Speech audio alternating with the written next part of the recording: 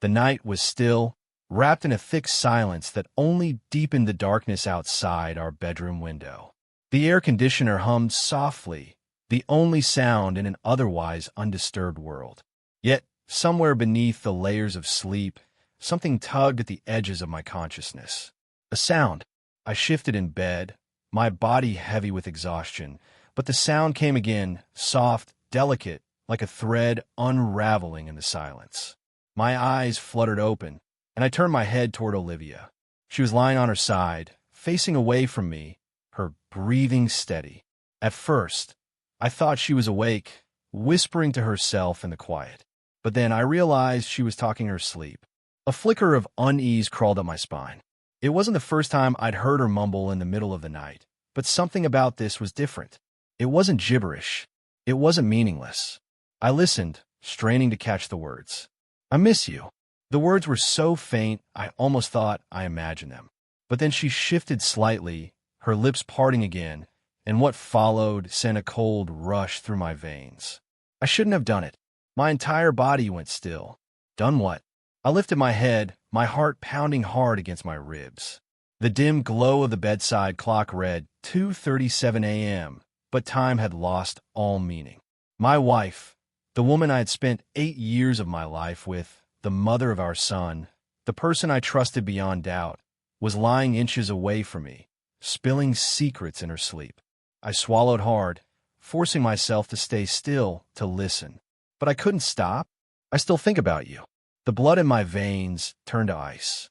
A sickening realization twisted in my gut. She wasn't talking about me. The words, the tenderness in her voice, the longing, it was unmistakable. It was the kind of softness you reserved for someone you ached for, someone who made your chest tighten with emotion. I turned onto my side, facing her, watching the delicate rise and fall of her chest. Who the hell was she dreaming about? My pulse pounded against my temples. My mind raced, grasping for rational explanations. Maybe it was nothing. Maybe it was just a dream, an old memory surfacing from before we met. But deep down, something in my gut screamed otherwise. "I love you." I stopped breathing. The words came out in a whisper, but they hit like a sledgehammer. I felt something inside me splinter. I sat up abruptly, my breath ragged. The air in the room suddenly felt too thick, suffocating. My hands trembled as I reached for my phone on the nightstand. My fingers fumbled as I opened the voice recorder and pressed record. If this was real, if this wasn't just some twisted nightmare, I needed proof. The seconds stretched painfully as I held the phone close, my entire body rigid with tension. But then, as suddenly as it began, she fell silent. I sat there, staring at her, my mind spiraling into a darkness I hadn't known existed. The lies we miss. My wife. My faithful, devoted wife. The woman who kissed me goodbye every morning. Who laughed at my dumb jokes. Who held my hand in the dark. She had whispered another man's name in her sleep. I clenched my jaw, my pulse hammering so hard it echoed in my ears. Had there been signs? Had I been blind all this time? Yes. The late nights. The sudden secrecy with her phone. The way she'd pull away when I kissed her, as if distracted. And the cologne. That damn cologne. I had noticed it on her blouse more than once when she came home late. I had asked her about it, and she had laughed it off. "Oh, probably just someone at work." You know how people drench themselves in cologne. I had believed her. I had trusted her. And now, I felt like a fool. A memory surfaced, sharp and painful, last week when she came home past midnight. I had woken up when I heard the front door click shut. She had slipped into bed next to me, thinking I was asleep, and I had caught the faintest trace of something musky, unfamiliar. I had said nothing. I had rolled over and let sleep take me. And now I realized I had let my marriage rot right beneath my nose. I stared at Olivia, my hands gripping the sheets so hard my knuckles turned white. I could wake her up. I could shake her and demand answers. But something held me back. Would she even tell me the truth? Or would she lie, just like she had been doing for God knows how long? I clenched my teeth, forcing myself to breathe. No, I wouldn't confront her yet. Not until I had more than just the ramblings of a sleep talker. Not until I had real proof. I lay back down, staring at the ceiling, My mind a hurricane of rage, heartbreak, and something else, cold, unwavering determination. If Olivia was hiding something from me, I was going to find out. And when I did, she was going to wish she had never spoken in her sleep.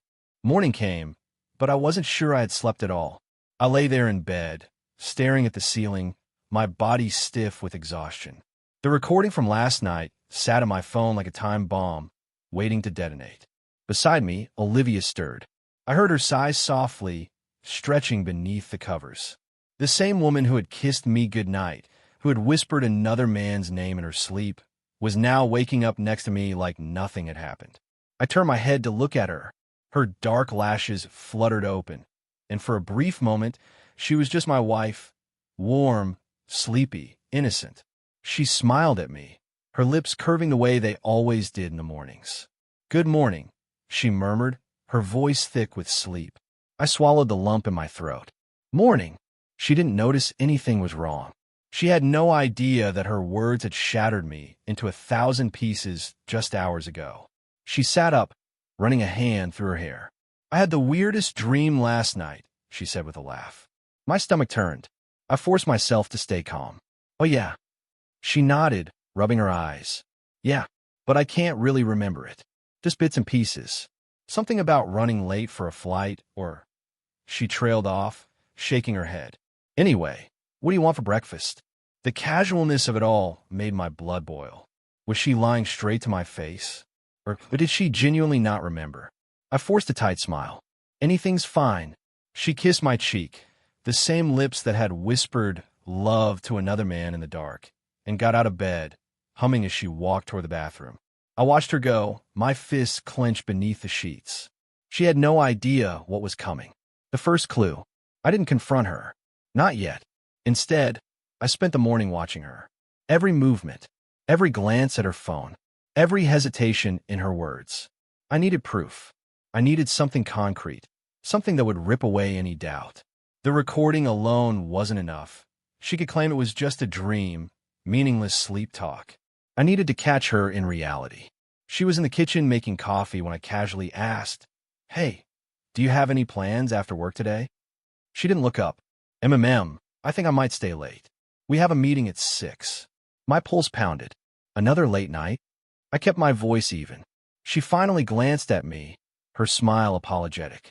"Yeah, sorry, babe. It's been crazy this week." She was so damn good at lying. I nodded, pretending to believe her. But the moment she left for work, I grabbed my phone and pulled up Find My iPhone. Olivia didn't know that.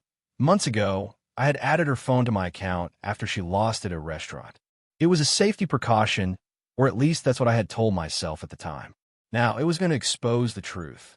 Her location pinged, downtown, near her office.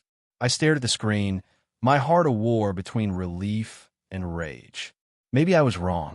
Maybe she really was at work. Or maybe she was just careful enough to keep her meetings with him close to places where she was supposed to be. I was done wondering. I was going to follow her. The meeting that wasn't a meeting. That evening, I parked across the street from her office, keeping my distance. I watched employees trickle out of the building, checking my phone every few minutes. 6:30 p.m. She was still inside, or so I thought. A few minutes later, a movement near the side entrance caught my eye. Olivia. But she wasn't alone. A man was with her, tall, well-dressed, laughing as he placed a hand on her lower back. His touch lingered too long. My stomach clenched as I watched them walk toward a black Mercedes parked nearby. She got into the passenger seat like it was the most natural thing in the world. They drove off. I gripped the steering wheel so hard my knuckles turned white. This was it, the proof I needed. I followed. My hands shook as I kept my distance, my pulse a deafening roar in my ears. I felt like I was in a movie, like none of this could possibly be real. But it was my life unraveling before my eyes. They pulled into a parking garage downtown, a high-end hotel. I nearly laughed. Of course it was. I parked 2 levels above them and watched from a distance. Olivia stepped out of the car, brushing her hair back as she followed him inside. She didn't hesitate. She didn't look nervous. She had done this before. I sat there, gripping my phone, my body vibrating with rage. I could storm her right now. I could catch her in the act, throw the truth in her face before she even had a chance to lie. But I didn't. Instead, I took a deep breath, steadied my shaking hands, and did something colder. I took a picture of her with him, of them walking into the hotel. Then I hit record and spoke into my phone. Olivia, I hope you had a great meeting. I was going to destroy her. I sat in my car outside the hotel for what felt like hours, gripping my phone so tightly that my knuckles ached. The rage inside me simmered, dark and bottomless. I had all the proof I needed. The pictures, the video, the location history. But what now? I could storm into the hotel, demand to know how long this had been going on. I could drag her out in front of her lover, make a scene so big it would be impossible for her to lie her way out of it. Or I could wait. I wanted to see her face when she came home. I wanted to see her lie to me again, to watch her weave another fake story with that same soft voice, those same loving eyes. I wanted her to think she had gotten away with it. I wanted her to hang herself with her own lies. A quiet night. By the time I got home, it was past midnight. Olivia still wasn't back. I sat in the living room with the lights off, my phone resting on the table in front of me, the pictures glowing on the screen. The image of her standing next to that man, her body close to his, burned into my vision like a brand. At 1:14 a.m., the front door finally clicked open. I didn't move. She stepped inside quietly, setting her purse down on the counter, letting out a soft sigh. Then she saw me. "Jesus, babe," she gasped, clutching her chest. "You scare me. Why are you sitting in the dark?" I just stared at her. She looked perfectly normal, her hair a little tousled, her makeup slightly faded, but still beautiful. Still the woman I had loved for the past 10 years. "Where were you?" My voice came out even too controlled. She blinked like she couldn't believe I had asked. "I told you, I had a late meeting. It ran over, and then I grabbed drinks with some coworkers. I texted you, didn't I?" A slow smile curled at the edge of my lips. She really thought I was that stupid. "You did," I said, nodding. "So a meeting, drinks. That's it." "Yeah." She stepped closer, tilting her head. "Why are you asking like that?" I picked up my phone, turned it so the screen faced her. Her face went still. A picture of her and him walking into the hotel. Silence. Long, heavy. Then a nervous laugh. "Wait, where did you get that? Where do you think?" My voice was still eerily calm. "Who is he, Olivia?" Her mouth opened, then closed. I watched her panic, her mind racing for a way out. She took a slow breath, trying to keep her face neutral. "Babe, I don't know what you think you saw, but—" "Stop." She flinched. I had never spoken to her like that before. I stood, towering over her now, my body rigid with betrayal. "Don't lie again." She swallowed. "It's not what it looks like." "Then what the hell is it?" She hesitated, then sighed, rubbing her temples. "Okay, fine. He's a co-worker. We've been working on a project together, and I didn't tell you because I knew you'd overreact." My chest tightened. "Overreact?" She nodded, voice pleading. "Yes. You get jealous so easily, and I just didn't want to fight about nothing. We grab a drink, and then—" "A hotel, Olivia?" My voice cracked. "You think I'm that much of an idiot?" Her lips pressed together. "We didn't. Nothing happened. I swear." A slow, bitter laugh escaped me. "You're such a good liar."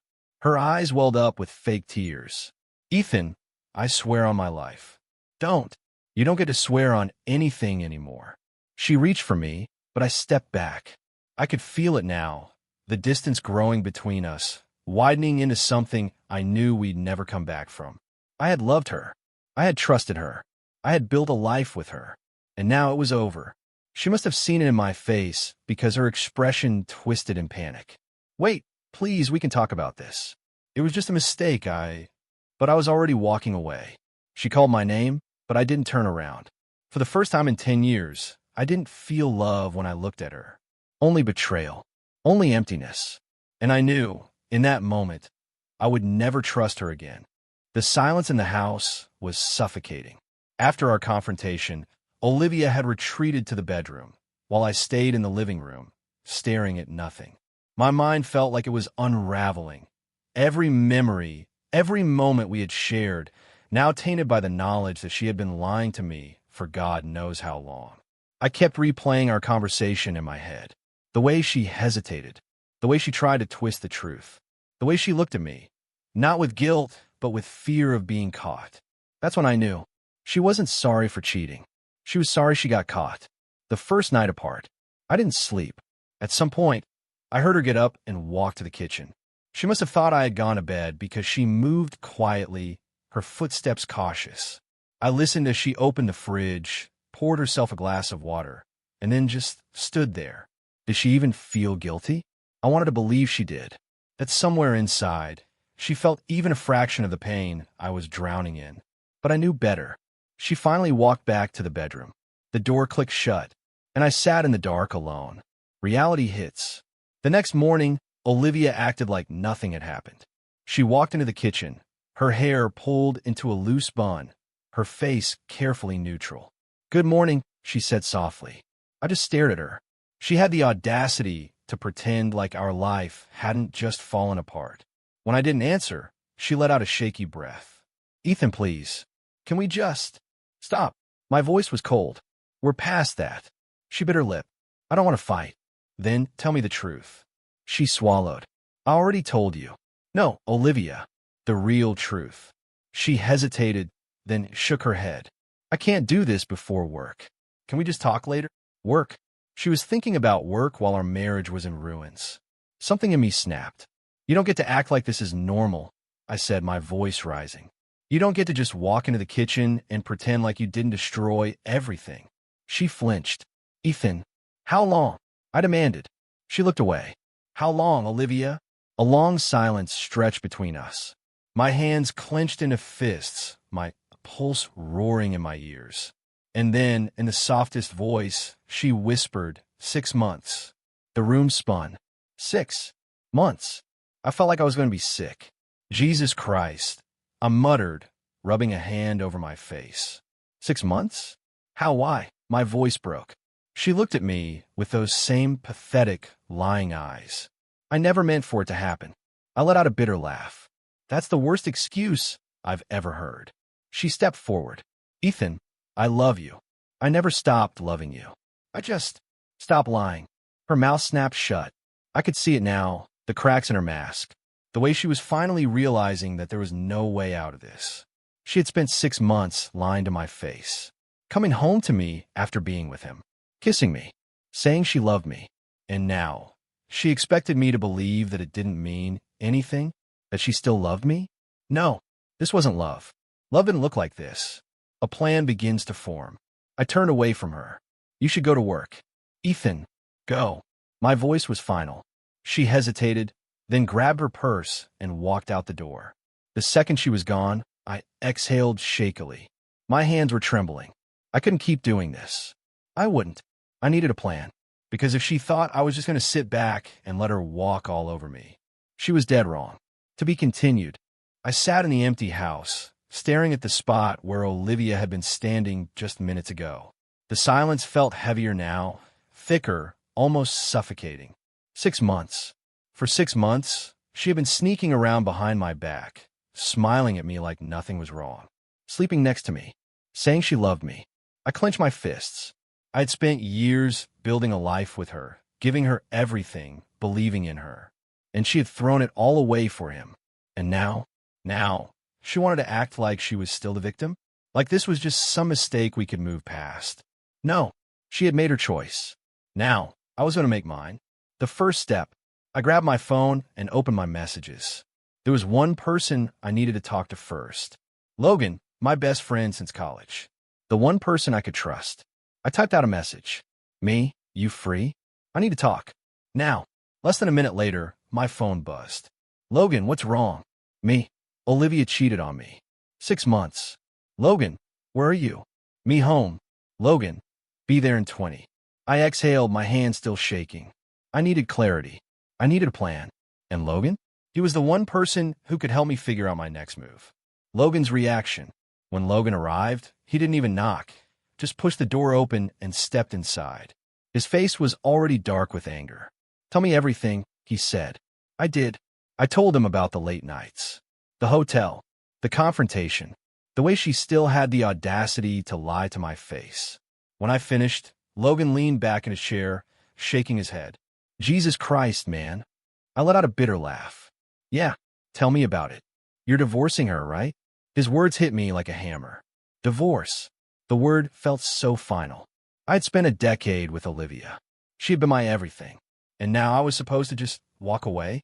But then I pictured her with him. I pictured them laughing, touching, kissing. And suddenly, the idea of staying with her felt impossible. Yeah, I said finally. Yeah, I am. Logan nodded. Good. Now, how do you want to handle this? Making her pay. That was the question, wasn't it? How did I want to handle this? I could just walk away, serve her the papers, pack my things, and be done with it. But that wasn't enough. I wanted her to feel what I was feeling. I wanted her to know what it was like to have your entire world ripped away from you. And I had an idea. A brilliant, brutal idea. I leaned forward, my heart pounding. I need to find out everything I can about the guy she's been sleeping with.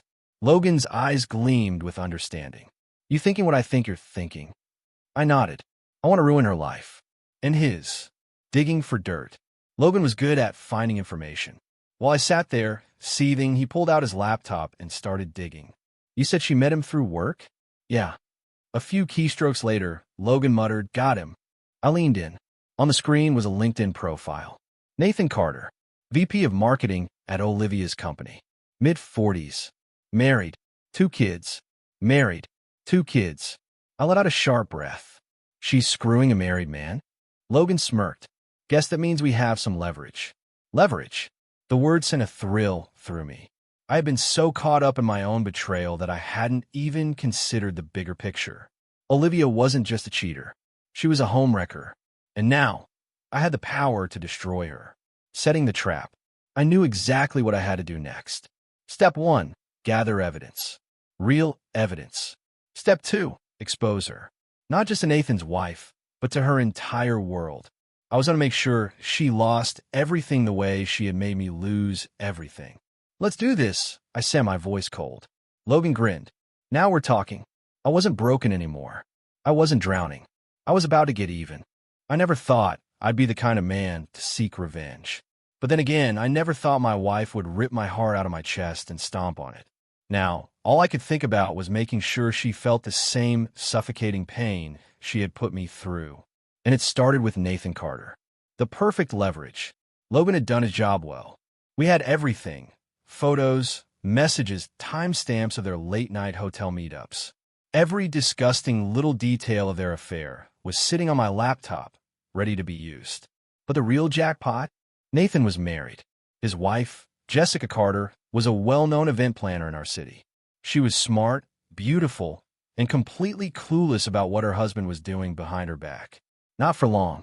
I crafted an email, attaching all the evidence. Every photo, every text. Then, in the subject line, I wrote, "Your husband has been lying to you." My finger hovered over the send button. Once I did this, there was no going back. Then I thought about Olivia laughing in her sleep, whispering his name. And I hit send. The bomb drops. The fallout was immediate. The very next morning, Olivia's phone started buzzing nonstop. She was in the shower when she got the first call. Then another. Then another. By the time she stepped out, wrapped in a towel, her phone was practically vibrating off the counter. Jesus, she muttered, reaching for it. I sat on the couch, pretending to scroll through my own phone. But inside, I was waiting for it. She picked up the call. "Hey, Lisa, what's—" Silence. Then, her face went completely pale. Her body stiffened. "Wait, what? Who? How did?" Her voice cracked. Her hands trembled as she clicked into her messages. I saw her scroll through the texts, the forwarded screenshots, the accusations. Then she saw the email. She gasped like she had been punched in the gut. "Ethan." Her voice was barely above a whisper. I looked up, feigning innocence. "Yeah." She turned the screen toward me. "Did you?" I tilted my head. "Did I what?" Her mouth opened, then closed. She knew. She knew I had done this. But she also knew she had no right to be mad about it. Because she deserved it. Her hand was shaking so badly that she nearly dropped the phone. "Oh my God," she whispered, her breath ragged. Nathan's wife, his job. She collapsed onto the couch, pressing her palms against her face. I watched her, my expression blank. "How could you do this?" she choked out. I leaned forward, my elbows resting on my knees. The real question, Olivia, is how could you do this? She sucked in a sharp breath. Nathan's wife is leaving him. I continued. And guess what? She's a lawyer. A damn good one. He's about to lose everything. His marriage. His reputation. Probably his job. She let out a small, broken sound. And you? I shrugged. I'm filing for divorce today. Her head snapped up, her eyes wide. Ethan, please. No. Tears welled in her eyes. Don't cry, I said, my voice cold. You didn't cry when you were sneaking around with him for 6 months. She flinched. I stood up, grabbing my car keys. Pack your things. I want you gone by the end of the week. She let out a sob. Where am I supposed to go? I turned to her, my jaw tight. I don't care. And then I walked out the door, leaving her with nothing. Epilogue, the end of us. The divorce was finalized within months. Nathan lost his job. His wife took the house, the cars, and full custody of their kids. And Olivia? She tried to stay in town for a while. But her reputation was ruined. The whispers, the stares, people knew what she had done. Last I heard, she moved to another city, trying to start over. As for me, I rebuilt my life. I healed, and I never looked back. Because some betrayals don't deserve forgiveness. They deserve revenge.